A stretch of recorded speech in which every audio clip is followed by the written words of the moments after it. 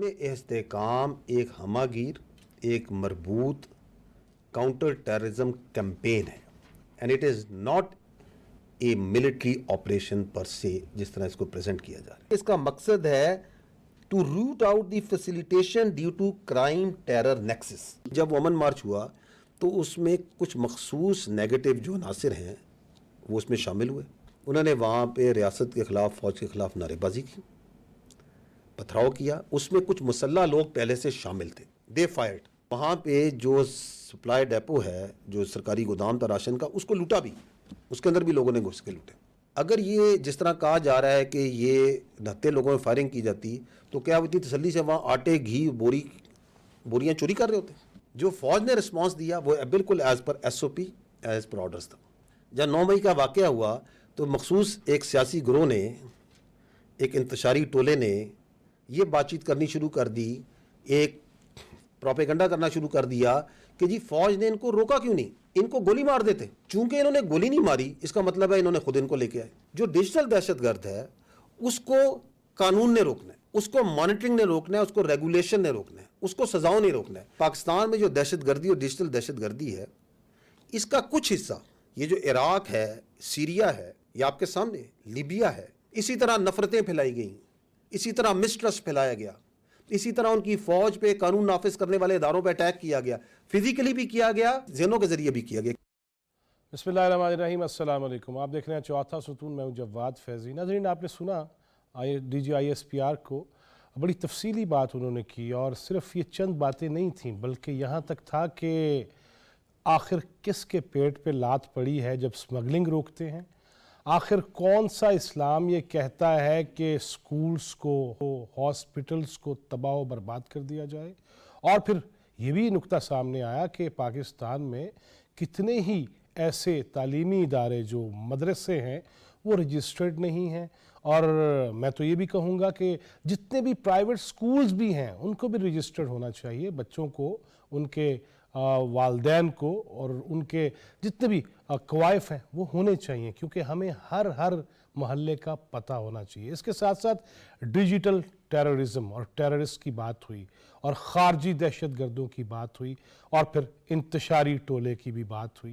ये सारी बातें हम करते रहते हैं, मगर इश्यू ये है कि जब भी ऐसे किसी भी मुल्ज़िम या मुजरिम पे हाथ डाला जाता है तो फिर कुछ न कुछ आवाज़ें इधर उधर से आना शुरू हो जाती हैं, कभी इंसानी हुकूक के नाम पे और कभी पाकिस्तान के रियासती इदारों के हवाले से, और कुछ अंदर जो है वो तो है। लेकिन आज बहुत खूबसूरती से जिस तरह बताया ना कि सीरिया में क्या हुआ, इराक में क्या हुआ, किस तरह अपने ही इदारों को बदनाम किया गया, उन पे एतमाद जो था अवाम का उसमें कमी लाने की कोशिश की गई और फिर बाहमी दस्तो गिरबा हमने देखा। और फिर वो नफ़रत इस कदर बढ़ी कि आज भी अगर उन ममालिक में जाएं तो खंडरात खुद अपनी तारीख़ मुंह से चीख कर और बोल कर बताते हैं कि होया की सी। लिहाजा उससे हमने बचना है और दहशतगर्दी के किसी भी रंग को हम कबूल नहीं कर सकते। कब तक हम लाशें उठाएंगे, कब तक मैयतों को कांधे देते रहेंगे, कब तक हम उन माओं के आंसू देखते रहेंगे जो ये ख्वाब बुनी हुए थी कि उसकी शादी है, उसके सर पे सेहरा सजेगा, ये नहीं देखते। और मीडिया और ख़ास तौर पे सोशल मीडियम जिस पे हम ग्लोरीफाई दहशतगर्दों को तो करते हैं, ये आटे के थैले, ये भी जना हाउस था, कुकड़ भी ले जाओ, शतरमुर्ग भी ले जाओ, सब कुछ ले जाओ और फिर उसके बाद फायरिंग भी करो। जवाब में SOPs तो SOPs हैं। इस पे बात करेंगे और कुछ बात ये भी करेंगे आखिर में कि ये बांग्लादेश की जो सूरत हाल है ये क्यों कर है और उसके क्या असरात हैं रीजनल और बैनुल-अक़वामी सतह पर अगर देखा जाए तो। मेरे साथ न्यूज़ में तशरीफ़ रखते हैं सीनियर सहाफ़ी तजज़ियाकार जनाब हम्माद हसन। बहुत शुक्रिया आपके आने का। सीनियर सहाफ़ी तजज़ियाकार और तवील सफ़र सहाफ़ती जनाब एजाज़ अहमद, बहुत शुक्रिया आपके तशरीफ़ लाने का। और तवील सफ़र के साथ साथ तवील मैं कहूँ अगर कि सौबतें भी साथ हासिल की और ख़ास तौर पे जो फायर ब्रिगेड है ना, गालम गलोच ब्रिगेड, उसकी तरफ से जो निशाना बनते रहे हैं सीनियर सहाफ़ी तजज़ियाकार ब्रादर रिजवानुर रहमान रज़ी। बहुत शुक्रिया रज़ी साहब आपके वक्त देने का। मैं रज़ी साहब से आज शुरू करना चाहता हूँ। रज़ी साहब, फरमाइएगा کہ آج کی پریس کانفرنس اور جس نے شواہد رکھے گئے اور ایک سوال پہ جس طرح سے پوری فلم چلا دی گئی کہ یہ ہوا ہے بنوں کے اندر، لیکن دشمن کا اور دشمن کے سہولت کاروں کا وہ پروپیگنڈا اس قدر تیز، ٹائمنگ اس قدر تیز کہ ادھر سے یہ واقعہ ہو رہا ہے اور ادھر سے سوشل میڈیم پہ پروپیگنڈا بھی شروع کر دیا گیا۔ فیض صاحب بہت شکریہ۔ پہلے آپ میرے لیے ہمدم دیرینہ کا لفظ استعمال کیا کرتے تھے، پتہ نہیں آج کیوں نہیں کیا۔ نہیں وہ تو ہے لیکن میں جس بات کے اوپر عرض کرنا چاہ رہا ہوں وہ یہ ہے کہ آج کی press conference D G I S P R کی سنتے ہوئے میرے ذہن کے اندر 3 سوالات تھے۔ ایک تو یہ ہے کہ کیا بولا جا رہا ہے، نمبر 1۔ نمبر 2، کیا بولا جانا چاہیے، اور نمبر 3، کیا اس کے پیچھے فورس موجود ہے۔ تو مجھے یہ کہنے کی اجازت دیجیے کہ جب تک وہ بولا جا رہا تھا تو میرے ذہن کے پس منظر میں یہ بات چل رہی تھی کہ یہ بات وہ کئی دفعہ دہرا چکے ہیں کہ 9 مئی کے لوگوں کو کیفے کردار تک پہنچایا جائے گا، لیکن آج وہ عملی طور پہ ایکشن لینے کے بعد آئے تھے۔ کوئی ایک شخص گرفتار ہوا ہے، ان کی ایک پولیٹیکل پارٹی کے ڈیجیٹل میڈیا کا وہ ورکر ہے، عدالت نے کل اس کا دہشت گردی کے چارجز کے اندر ریمانڈ دیا ہے، پھر اس نے پولیس کو جو بیان جاری کیا ہے اس کی روشنی کے اندر آج ایک پارٹی کے دفتر میں اسلام آباد چھاپا پڑا ہے۔ تو اس پورے عمل کے بعد اس پریس کانفرنس کا ہونا، اس کا مطلب یہ تھا کہ آج کی پریس کانفرنس پہلے اس موضوع پر ہونے والی جتنے بھی پریسرز تھے ان سے مختلف تھی، کیونکہ یہاں پہ عمل کے ساتھ جو تھا وہ یہ دکھایا گیا کہ ہم ڈیجیٹل دہشت گردوں کو نہیں چھوڑیں گے، کم وقت میں۔ یہ ریاست کا ایک پلیج تھا۔ میرے لیے یہ بڑی مثبت بات ہے۔ اگر میں بھی کوئی غلط کام اس طرح کا کرتا ہوں جانے انجانے کے اندر تو مجھے بھی قانون کو پکڑنا چاہیے، لیکن مسلسل جس طرح ریاست کا منہ چڑھایا جا رہا تھا، اس وقت اگر اس صورتحال کے اندر ہم دیکھیں، جو اجیت ڈوبل سب سے مطمئن آدمی ہوگا، کیونکہ پاکستان کے اندر جس طرح کے حالات پیدا کیے ہیں، اور ہم اس سوشل میڈیم کے فیصل ہم اس کی جڑیں تلاش کرتے ہوئے چنائی تک پہنچے ہیں کئی دفعہ اس پروگرام کے اندر۔ آپ کو میں نے عرض کیا کہ یہ ٹرینڈ کہاں سے چل رہے ہیں، یہ الفاظ کن کے ہیں، ان کی ڈکشن ہم سے مختلف ہے، یہ انڈین ڈکشن کون لکھ رہا ہے آپ کی پوسٹوں کے اور میری پوسٹوں کے نیچے آ کر، یہ ہم سوال اٹھاتے رہے۔ میرا خیال یہ ہے کہ آج کی پریس کانفرنس کو اس حوالے سے دیکھا جائے کہ اس کے اندر عمل کے بعد جو ہے وہ بتایا گیا کہ ریاست اور ریاستی ادارے کتنے سنجیدہ ہیں ان کے خلاف ایکشن لینے میں، جو میرے خیال میں بہت خوش آئند ہے اور بڑی جگہوں کے اوپر ایک پیغام ہے۔ پیغام بھی چلا گیا۔ حماد حسن صاحب آپ فرمائیے گا، جس طرح رضی صاحب یہ فرما رہے ہیں کہ کہاں تک سرے اور ڈانڈے ملتے ہیں، اور پھر خاص طور پہ یہ بات کہنا کہ سیریا، عراق جیسی صورتحال، لبنان جیسی صورتحال یا دیگر ممالک جو اسلامی ہیں، کس طرح جال بچھایا گیا، نفرتوں کا بیج بوئے گئے اپنے اداروں کے خلاف، اور پھر ہم نے اشر دیکھ لیا۔ ہم نے کیسے بچنا ہے؟ شکریہ فیض صاحب۔ دیکھیں، عراق، لبنان، لیبیا، یہ ان ممالک کی حشر تو ہم دیکھ چکے، اور لیکن لیڈرشپ کی کمزوری تو ایک طرف، لیکن وہاں پر عوام کی بے شعوری اور ناسمجھی نے بھی بہت کردار ادا کیا۔ اب ہم اپنے ملک میں آتے ہیں۔ یہاں پر جو ہماری طاقت تھی سب سے بڑی، وہ ہماری تہذیب تھی، وہ ہمارے ادارے تھے، وہ ہمارا آئین و قانون تھا، اور وہ ہماری سیاست، جمہوریت اور پارلیمان تھے۔ ان تمام پر یک بعد دیگری اور تسلسل کے ساتھ وار کیا گیا، اور کسی کو بھی یعنی آپ اس سے اندازہ لگا لیں کہ آج سے 20 سال پہلے جو تہذیب اس خطے میں تھی اور جس میں ہم زندگی گزار رہے تھے، اس تہذیب کا نام و نشان تک باقی نہیں رہا۔ آپ جو ہی اختلاف کریں گے تو پھر آپ کے اجداد اور آپ کے، یعنی کلثوم نواز مرحومہ کی موت اس کی سب سے بڑی مثال ہے کہ جب وہ آخری سانس سے لے رہی تھی تو ایک پیروکار ان کے کمرے میں گھس گیا تھا اور بدتمیزی کرنے لگا تھا اس موقع پر کہ یہ جانور بھی نہیں کرتے. اس کے بعد تو پھر رضی صاحب تو ہمیشہ یہ کہتے ہیں کہ جو مدینہ میں جو کر دیا ہے. اچھا میں سر اس طرف آتا ہوں.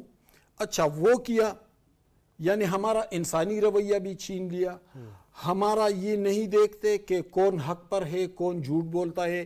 شہباز گل اور فرا گوگی کا ساتھ دینا ہے لیکن نواز شریف کو اور بے نظیر بھٹو کو جن لوگوں نے اس ملک کی خدمت کی کسی نہ کسی, اور اس میں انٹیلیجنشیا کے لوگ بھی آتے ہیں, دانشور بھی آتے ہیں, صحافیہ بھی, جس نے بھی اختلاف کیا اس کو نہیں بخشا.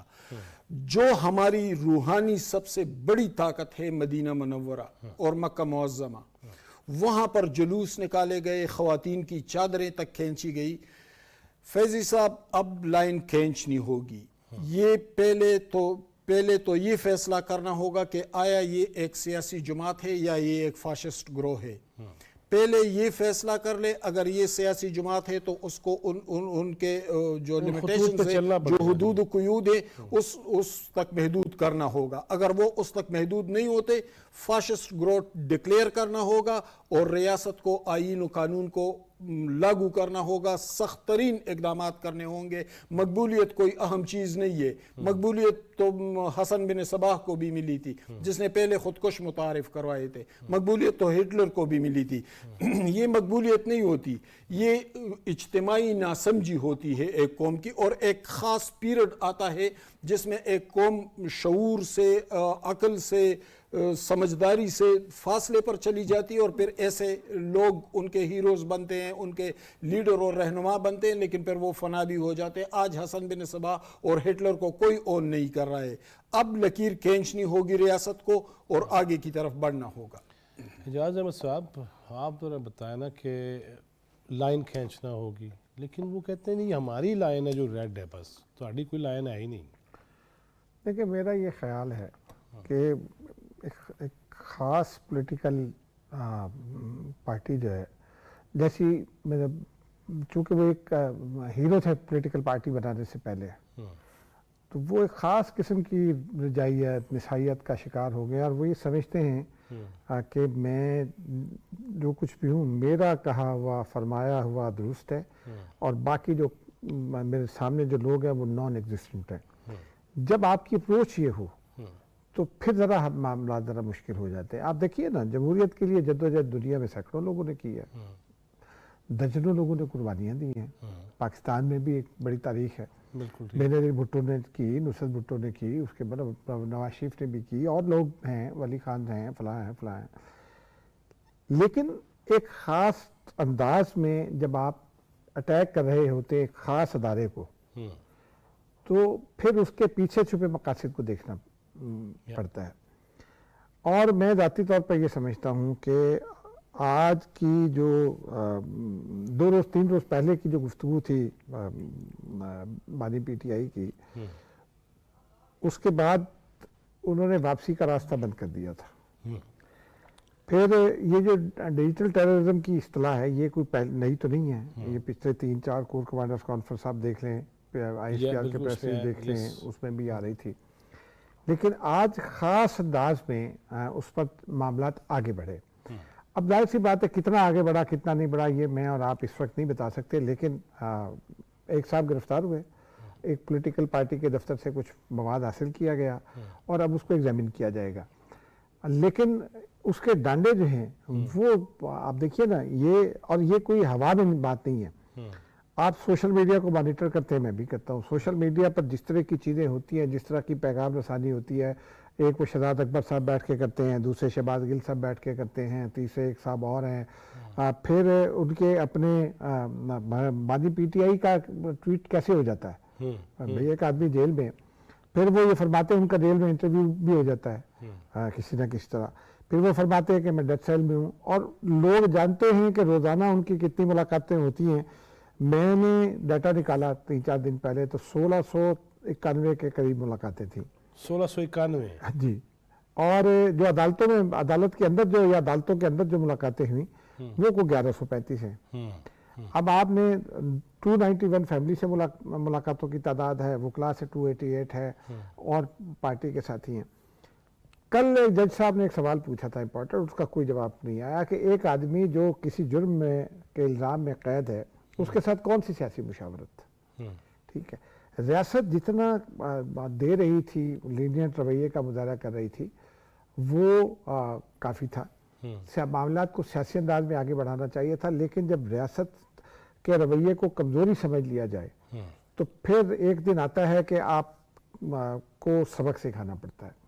और मैं भी ये समझता हूँ कि अब मेक और ब्रेक की सिचुएशन आ गई है। सिचुएशन वहाँ है जहाँ लोगों को भी समझना होगा सूरत हाल को, और रियासत से बड़ी कोई चीज़ नहीं है। मैं हूँ, कोई सियासी लीडर हो, कोई बड़े से बड़ा कोई भी हो, अफसर हो, जज हो, जर्नैल हो, जो भी हो, रियासत सबसे बड़ी है। रियासत माँ है। आप जब रियासत को ख़राब करते हैं तो आप अपनी माँ के तकद्दुस को ख़राब करते हैं। ये बात लोगों को समझने की ज़रूरत है, और इसी रुख में आगे बढ़ते, जैसे आपने शुरू में बन्नू की बात की, आपने अभी जो सुनाया, डीजी साहब ने भी बन्नू की बात की, रिजवान रज़ी साहब ने, वो आपने एक जुमला कहा रिजवान रज़ी साहब को, और मुझे भी कई दफ़ा वो पुरखों से आगाह करते हैं कि तुम फलां हो और फलां और फलां हो। जो डीजी साहब ने आज बात की, एग्जैक्टली मैंने कल लोगों से बात की थी 2 रोज़ पहले, सैटरडे को, और बन्नू में बात की थी। एग्जैक्टली यही कहानी इंडिपेंडेंट लोगों ने जो वहाँ कारोबार करते हैं या उस मुजाहरे में भी शरीक थे, उन्होंने भी एग्जैक्टली यही बात बताई थी, कोई एग्जैजरेशन नहीं है। तो बन्नू वाकया भी, उसको ज़रा कड़ी से कड़ी आप मिलाएं, 9 मई और बन्नू वाकयात, तो आपको सारी कहानी समझ में आ जाएगी, और अगली कहानी भी आपको समझ में आ जाएगी। अगली कहानी, रिजवान रज़ी साहब, एजाज साहब कह रहे हैं अगली कहानी भी समझ आ जाएगी, लेकिन मुझे ये फरमाइएगा कि मैं हज़रत आगा शोरश कश्मीरी को पढ़ता हूँ, फिर मैं हकीम सईद साहब को पढ़ता हूँ, फिर मैं डॉक्टर इसरार अहमद मरहूम उनके ख़यालात सुनता हूँ, तो वो तो यही, और मैं तो आगा शोरश कश्मीरी का वो किताबचा अजमी इसराइल, और जब मैं उसको देखता हूँ तो मुझे तो आज मैं हैरान रह जाता हूँ कि कब से वो इल्हामी गुफ्त लिख गए और मेरे सामने ये सब कुछ हो रहा है।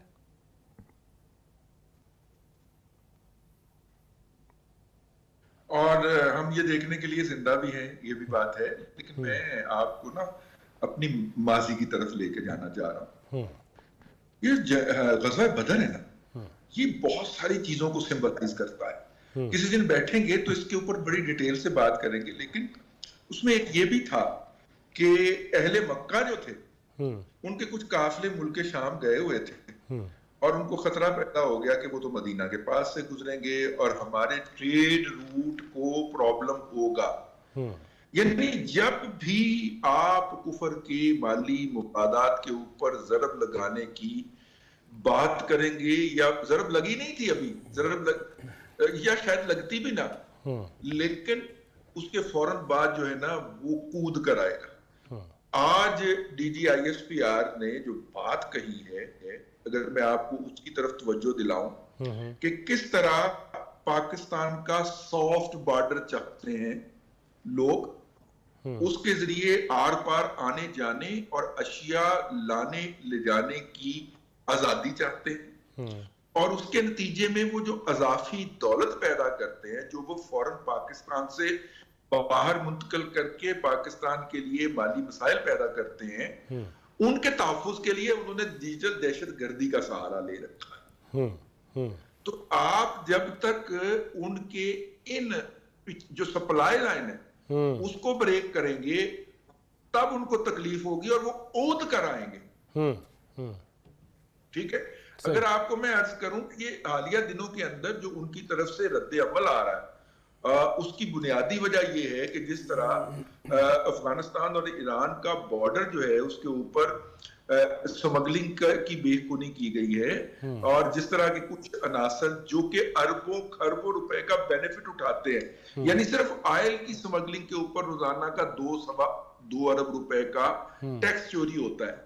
ठीक है, आप देखें कि वो आता कितना होगा, 100% टैक्स लगता है ना उसके ऊपर, तो वो आता कितना होगा कि जिसके ऊपर 2-2.5 अरब रुपए का रोजाना का हमारा रेवेन्यू चोरी होता है। इसका मतलब 5-6 अरब रुपए रोजाना का आता था, उसको खत्म किया है। हमारी लीगल इंपोर्ट्स बढ़ी हैं, इससे जिनके माली मुफादात के ऊपर जक पड़ी है वो ओद कर आ रहे हैं। और आपको मैं फिर इस तरफ इशारा करूंगा, मेरा ख्याल है कि हम दोनों हम असर हैं फैज़ साहब, और हमें 35 साल तो जर्नलिज्म के अंदर हो गए हैं। कभी ये आपने सुना कि human rights commission of Pakistan HRCP अपनी प्रेस रिलीज वापस ले और कहे कि हमसे गलती हो गई थी, हम इसकी माजरत चाहते हैं। मैंने तो कम से कम अपने कैरियर में पहली मर्तबा देखा है कि बन्नू के इशू के ऊपर इतना बड़ा ऑनस्लॉट था कि HRCP भी हकायक को चेक नहीं कर सका और उसने एक फिगर कोट कर दिया कि इतने लोगों की वहां पे जान गई है, हम इसको कंडेम करते हैं। अगले दिन HRCP को माफी मांगनी पड़ी है, अपनी प्रेस रिलीज पहले वाली वापस लेनी पड़ी है। क्यों? क्योंकि हमला इतना खौफनाक था। ये वो HRCP है जिसमें IA रहमान साहब जैसी शख्सियात हैं, जिसके अंदर हुसैन तकी जैसे उस्ताद लोग हैं जिन्होंने सहाफत सिखाई है, जिनके हाथों लोग सहाफी बने हैं। उनके ऊपर इतना खौफनाक अटैक था कि वो भी इस जालसाजी को, इस किस्म बयानी को, इस प्रोपेगंडे को नहीं समझ पाए।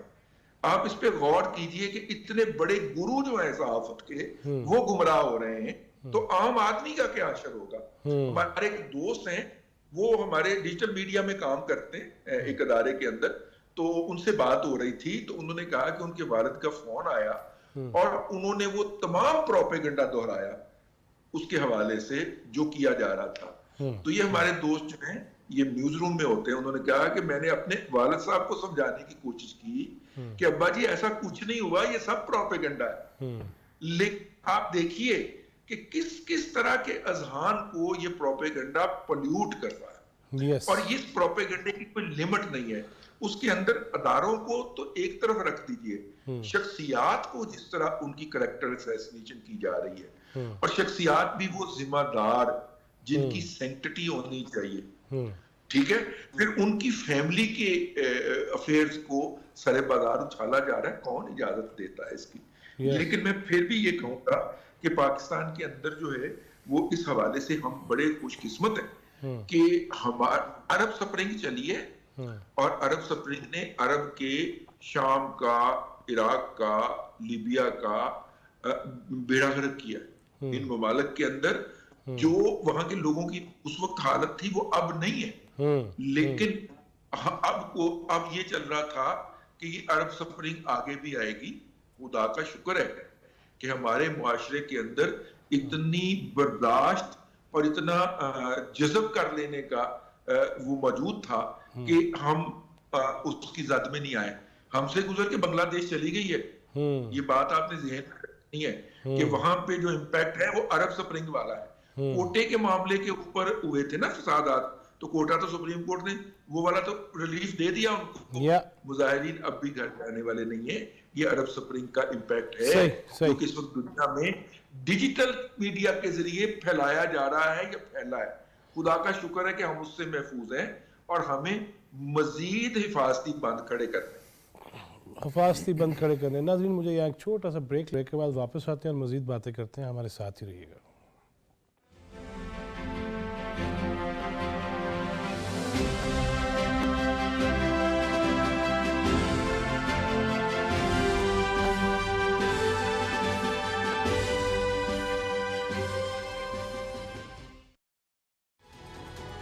क्या आप जानते हैं पाकिस्तान में डिजिटल मीडिया सारिफिन की तादाद 11 करोड़ से तजावुज कर चुकी है।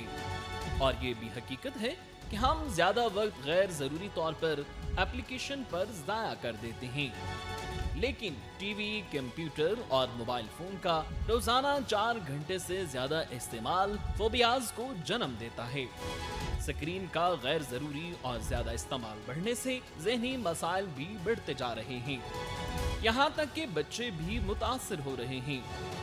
अगर आपके बच्चों में डिप्रेशन, बेचैनी, तवज्जो में कमी और झगड़ालूपन की अलामत हैं तो फौरी मुतवज्जो हों। बच्चों को स्क्रीन के बेजा इस्तेमाल से रोकें, उन्हें बेचैनी और समाजी इज़्तिराब से बचाएं।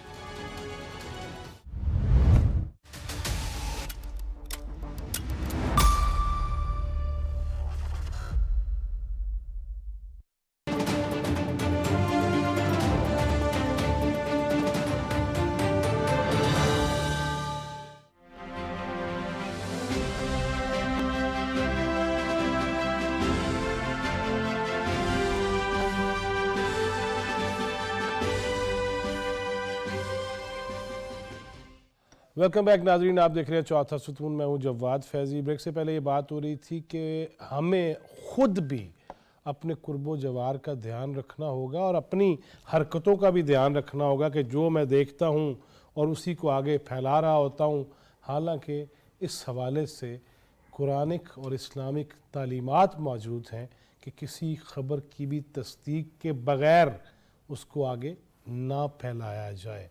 حماد حسن صاحب، بنو واقعے کوئی ہم سامنے رکھ لیتے ہیں، یہ کیا ہے کہ اتنی جلدی، اور پھر آج کہا جا رہا تھا کہ پرانی تصویریں لگا کے فٹافٹ کسی اور ملک کی چھوٹے چھوٹے معصوم بچے لگا کے، اور رضی صاحب جس طرف اشارہ کر رہے تھے کہ ہمارے ہیومن رائٹس کمیشن کو بھی یہ نہیں دھیان رکھے ہوئے ہویا کہ یہ کیا ہوا آخر، یہ کیا ہے سارا کچھ، اس کو روکنا کیسے ہے؟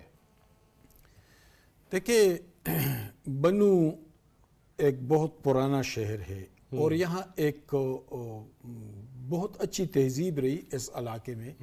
انگریز کے زمانے کا کینٹ چلا رہا ہے، 2 بڑے کینٹس تھے جنوبی اضلاع میں، کوہاٹ اور بنو۔ اور بنو کے لوگ انتہائی تعلیم یافتہ، انتہائی لبرل، مذہبی اور روایت پسند لوگ ہیں، تو ان سے آپ یہ توقع نہیں کر سکتے کہ وہ لڑائی جھگڑا فساد یہ کریں گے۔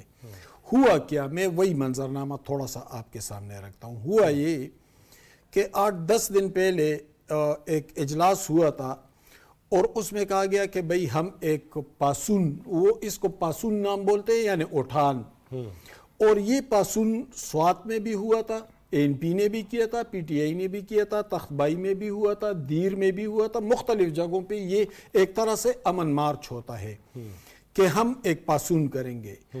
پھر ٹریڈرز جو تھے، مقامی ٹریڈرز، کامرس والے، وہ آئے، انہوں نے کہا کہ ہمارا بہت نقصان ہو رہا ہے، ہم بھی اس میں کنٹریبیوٹ کریں گے۔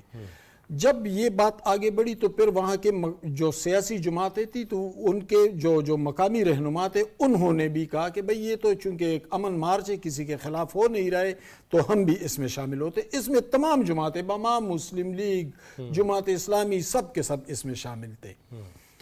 جب یہ امن مارچ ہوا تو یہ ایک مقامی چوک ہے، اسی میں ہو رہا تھا، اور وہ جگہ قدر کم تھی، تو لوگ زیادہ آئے کیونکہ تمام سیاسی جماعتیں بھی تھی، تاجر بھی تھے، دکاندار بھی تھے، ریڑی بان بھی، وہ سارے کے سارے آئے ہوئے تھے، تو وہ جگہ کم پڑ گئی۔ تو سٹیج سے آرگنائزرز میں سے کسی نے اعلان کیا کہ آپ سپورٹس کمپلیکس کی طرف جائیں، وہ قریب ہی تھا۔ جب ادھر جانے لگے، یہ سب کچھ پرامن ہو رہا تھا، یعنی کوئی کسی کے خلاف کوئی رد عمل نہیں تھا۔ جب ادھر جانے لگے اور یہ کینٹ کے گیٹ کے پاس پہنچے جہاں کچھ دن پہلے دھماکہ ہوا تھا، تو اچانک گیٹ میں کچھ 100-200 یا 250 نوجوان گھس گئے۔ اب وہ نوجوان جو ہیں وہ مشکوک ہے کہ وہ کون ہیں، انہیں کس نے بھیجا تھا۔ نعرے بھی تو لگوائے گئے نا جی سٹیج سے نعرے بھی لگے، لیکن بعد میں جب وہ اس گیٹ کے اندر داخل ہوئے تو یہاں سے دنگا فساد شروع ہوا۔ اب وہ نوجوان کون تھے، وہ کس جماعت سے تعلق رکھتے ہیں، لیکن ہمیں ذرا ماضی میں جھانکنا ہوگا۔ دیکھیں، کیلا بالا حصار پر چڑھائی ہوئی، ریڈیو پاکستان پر چڑھائی ہوئی، کور کمانڈر لاہور، فیصل آباد ISI آفس، یعنی کسی کو نہیں چھوڑا۔ ڈیجیٹل دہشت گردی کا لفظ استعمال ہوا۔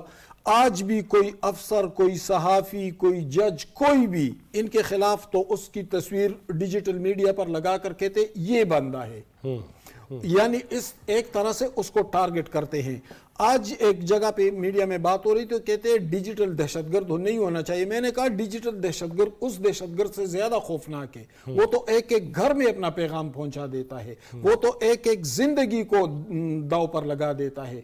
تو دیکھیں، بات یہ ہے کہ اب ان معاملات کو ایک آئینی دائرے میں لانا ہوگا، مزید اس کو برداشت نہیں کرنا چاہیے، ریاست کو انتہائی سخت رویہ اپنانا ہوگا۔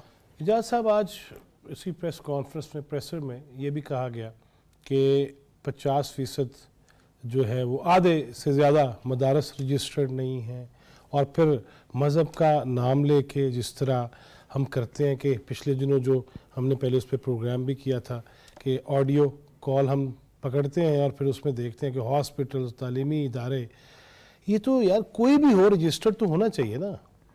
لیکن ہماری سوسائٹی کا بھی ایک بڑا المیہ ہے، اور اسی یہ جو سوسائٹی میں یہ تھوڑی سی خامی پائی جاتی ہے نا، اسی کو ایکسپلائٹ کرتی ہیں وہ جماعتیں، وہ قوتیں جو ان چیزوں سے فائدہ اٹھا رہی ہوتی ہیں.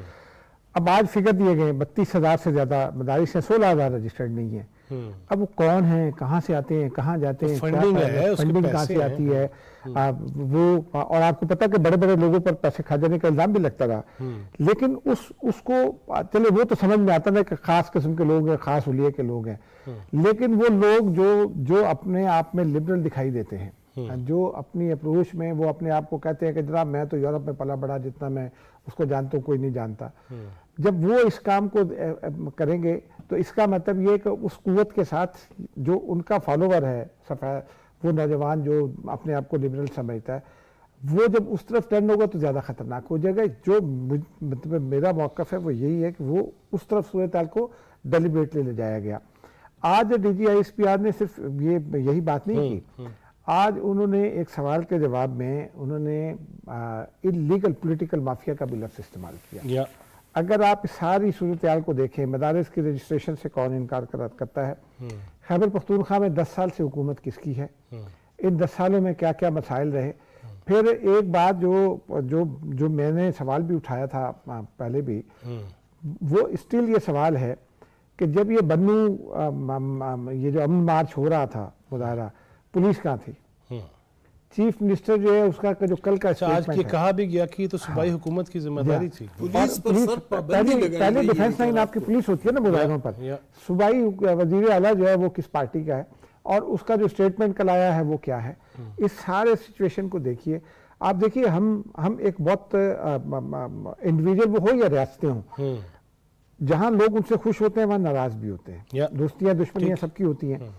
پاکستان کی بدقسمتی یہ ہے کہ پاکستان کے ایک جانب بھارت ہے تو دوسری جانب افغانستان ہے. اور اس وقت بھارت کے ساتھ تو ہماری دشمنی کسی سے ڈھکی چھپی نہیں ہے.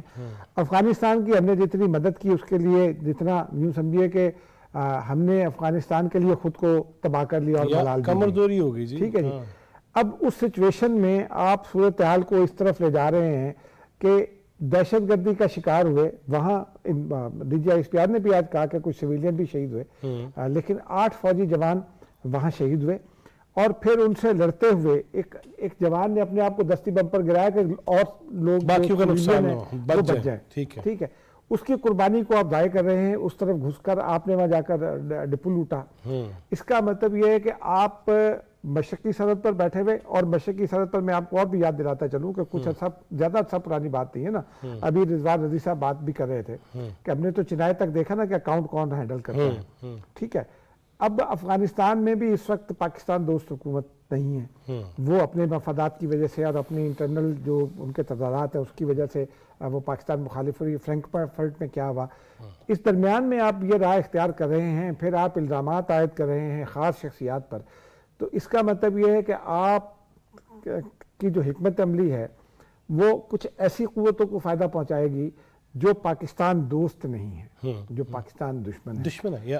اور خاص طور پر بدقسمتی یہ ہے کہ وہ لوگ جو بڑے بڑے عہدوں پر رہتے ہیں، آپ سابق وزیر اعظم ہوں، آپ کشمیر کمیٹی کے چیئرمین رہے ہوں، آپ وزیر خارجہ رہے ہوں، آپ اسپیکر رہے ہوں، آپ وزیر داخلہ رہے ہوں، آپ کی یہ ذمہ داری ہے کہ کچھ غلط اگر ہو بھی رہا ہے تو اس کو اس پیرائے میں بیان کریں کہ اشتعال نہ پھیلے. آپ اس اشتعال کو کریٹ کرنے کی کوشش کر رہے ہیں، بڑھاوا دینے کی کوشش کر رہے ہیں. اور یہ نتیجہ ہے کہ بنو کا واقعہ ہوا. اور اس کو میں مطلب مجھے یہ خدشہ یہ ہے کہ کسی اور جگہ پر بھی ریپلیکیٹ کرنے کی کوشش کی جائے گی. رضوان رضی صاحب، ایک تو صوبائی حکومت کی ذمہ داری تھی، آج DGISPR نے یہ بھی کہا، اور دوسرا یہ جو میں نے اعجاز صاحب سے بھی پوچھا کہ دینی مدارس، پھر اس کے بعد یہ بھی کہا کہ وہ جو انلیگل لفظ استعمال کیا کہ وہ جو سیاست بھی کرنا چاہتے ہیں، مفادات بھی اپنے رکھتے ہیں. اس کا حل کیا نکالے؟ ہم گفتگو تو کرتے ہیں لیکن حل کیسے، کہاں سے، کیا کرنا چاہیے؟ دیکھیے اعجاز بھائی نے جہاں پہ بات چھوڑی ہے میں اس کو تھوڑا سا مکمل کر کے پھر آپ کے سوال کی طرف آتا ہوں. اور اس نے کہا ہے کہ یہ والی سچویشن کہیں اور ریپلیکیٹ کرنے کی کوشش کی جائے گی. اعجاز بھائی میرے پاس بڑی کریڈیبل انفارمیشن ہے کہ سوات میں اس پہ کام ہو چکا ہے، شروع کیا جا چکا ہے، اور یہ اب سوات میں ریپلیکیٹ کرنے کی کوشش ہوگی. اور یہ افغانستان سے اس کی ہدایات جاری ہوئی ہیں، اور مطلب کہ اور ٹارگٹ یہ ہے کہ اپنا پاکستان کی فوج کو پاکستان کے اندر زیادہ سے زیادہ انگیج کیا جائے تاکہ وہ دہشت گردوں کا پیچھا نہ کر سکے. یہ بات تو ہو گئی مکمل. دیکھیں کیا جائے. دیکھیں میں تو ہمیشہ آپ کے پروگرام میں ایک ہی بات کہا کرتا ہوں کہ ہر فرد ہے ملت کے مقدر کا ستارہ.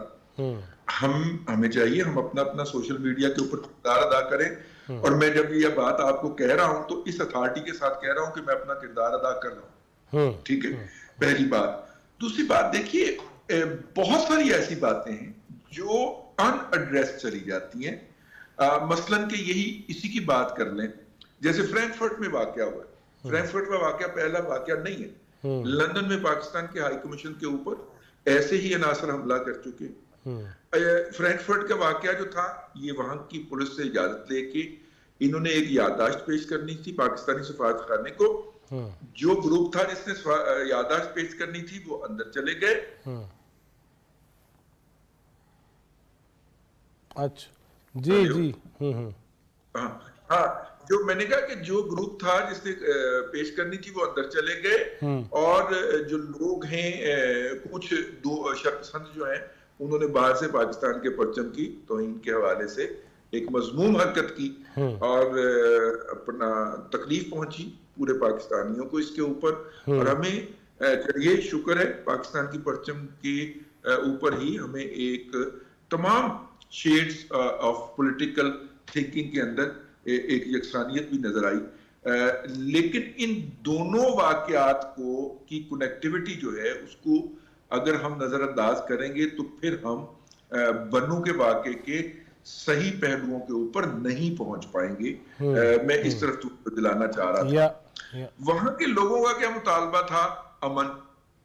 ٹھیک ہے، اگر وہ امن چاہتے ہیں تو انہیں کم از کم چلیں امن کی حفاظت تو لا انفورسنگ ایجنسی کریں گے نا.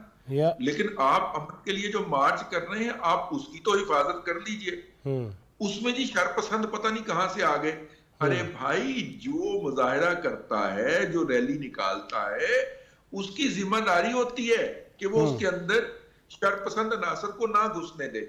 ٹھیک ہے، پہلی بات. اچھا، اب اگر شرپسند گھس آئے تھے تو ان کو کسی نے جا کے روکنا بھی تھا، یا وہ ان کے نام کے اوپر جو کچھ کر رہے تھے تو انتظامیہ کو کیا انتظامیہ نے اسٹیج سے اناؤنس کیا کہ یہ جو بنو کے کینٹ کے دروازے کے اوپر جا کے سنگ باری کر رہے ہیں یا فائرنگ ہو رہی ہے، اس کا ہم سے کوئی تعلق نہیں ہے. اگرچہ ایک کلپ ہے اس کے اندر وہ اناؤنسمنٹ کی جا رہی ہے، لیکن مین اسٹیج سے یہ اناؤنسمنٹ نہیں ہوئی. تو کہنے کا مطلب یہ ہے کہ بھائی اگر آپ مظاہرہ لے کے آئے ہیں، آپ ریلی لے کے آئے ہیں، تو آپ کو اس کو سیکیور رکھنا اور اپنی صفحے پہ نظر رکھے نا، اس کے اوپر نظر رکھنا بھی آپ کی ذمہ داری تھی. ایک بات. اچھا، اب اس کو تھوڑا سا آگے لے آتے ہیں. جس طرح اس واقعے کو فلیر اپ کرنے کی کوشش کی گئی سوشل میڈیا کے اوپر، جس طرح مس ریپرزینٹ کرنے کی کوشش کی گئی حقائق کو، وہ زیادہ الارمی ہے. آپ یہ دیکھیے کہ کس طرح وہ وائرل ہوئی ہے. مجھے نظر آ رہا ہے سامنے کہ یہ جھوٹ ہے، لیکن وہ وائرل ہوتا جا رہا ہے، اور کیسی کیسی آئیڈیز اس کو شیئر کر رہی ہیں. اور ان میں سے بیشتر جو ہیں وہ بیرون پاکستان بیٹھے ہوئے ہیں، بیرون ملک بیٹھے ہوئے ہیں، اور ان کا جو ہے وہ قطعاً یہاں پہ جسے کہنا چاہیے کوئی چھوٹا مفاد نہیں ہے. آپ جب سمگلنگ روکیں گے، آپ جب گوڈز کی سمگلنگ، الیکٹرانک گیجٹ کی سمگلنگ، پیٹرول کی سمگلنگ روکیں گے، لوگوں کے اربوں روپے کے مفادات کے اوپر زد پڑے گی. اسی طرح رکھتے ہیں کے اندر پھر وہ چیخیں گے تو صحیح نا. حماد حسن صاحب، میں جس طرح ریس صاحب سے میں نے پوچھا، چونکہ اب اختتامی کی جانب بڑھنا ہے، مختصراً فرمائیے گا کرنا کیا ہے؟ کرنا یہی ہوگا کہ آئین و قانون کی چھتری میں سب کو لانا ہوگا. کوئی نہ آئے تو اسے سیاسی عمل سے بھی خارج کیا جائے اور اس کے میڈیا میں داخلے کو بھی روک دیا جائے. یہ کیا تماشا لگا ہوا ہے اس ملک میں؟ نہ صحافت کی ہے، نہ کوئی صحافتی تربیت ہے. آ جاتے ہیں 14 15 سال کے بچے پروپیگنڈا شروع کر دیتے ہیں، پوری تہذیب، پوری سیاست کو اکھاڑ کر رکھ دیا.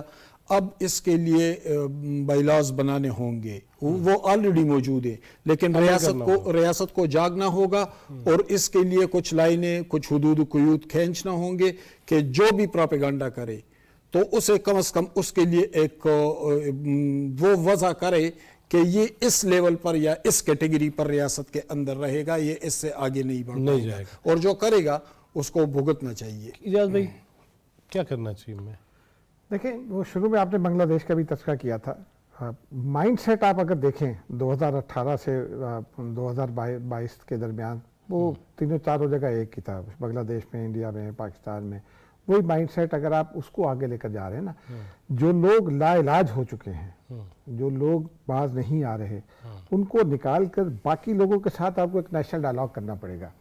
جب آپ نیشنل ڈائلاگ کریں گے، ان کو سمجھائیں گے، ان کو آپ کے پاس جو شواہد ہیں وہ ان کے سامنے رکھیں، تاکہ ہمیں آپ دیکھیں نا کہ ہمیں صرف ایک پولیٹیکل پارٹی میں نہیں دکھائی دیتا، ایک اور سویلین ادارہ ہے اس میں بھی دکھائی دیتا ہے شارع دستور پر۔ تو لوگوں کو سمجھانا پڑے گا کہ مفاد کیا ہے، صورتحال کیا ہے، ملک کو کیا نقصان ہو رہا ہے۔ جب تک یہ نہیں ہوگا، اسی قسم کی افراتفری رہے گی، اور اس افراتفری کا جواب وہی نیشنل ڈائلاگ ہے، جس کے لیے پارلیمنٹ کو انیشیٹ کرنا چاہیے، نہیں کرتی تو باقی سول سوسائٹی کو انیشیٹ کرنا چاہیے۔ نہیں، لیکن پارلیمنٹ پہ اگر کہا جائے کہ آئے اس بات پہ یہ کریں اور اس پہ کوئی رضامند نہ ہو، اتنے بھی آوے جاوے ہوئے گا تو نہیں، دیکھیں نا، آپ ان کو مت بلائیں، وہ جو لا علاج ہو چکے ان کو نہ بلائیں، لیکن باقی لوگوں کے ساتھ تو بات کریں، ان کو بھی بارہ لانا چاہیے۔ بہت شکریہ حماد صاحب آپ کا، اجاز بھائی تھینک یو، رضی صاحب بڑا مشکور و ممنون ہوں میں آپ کا، نوازش آپ کی۔ ایک دفعہ پھر بیٹھ جائیے، واللہ اس ملک سے بڑھ کے کچھ نہیں ہے، خاک بھی نہیں ہے اس کے سامنے، ہم اس کا سوچ لیجئے۔ یہ شخصیت پرستیوں سے نکالنے کے لیے تو یہ مذہب آیا، اور ہم پھر وہیں پھنس جائیں گے۔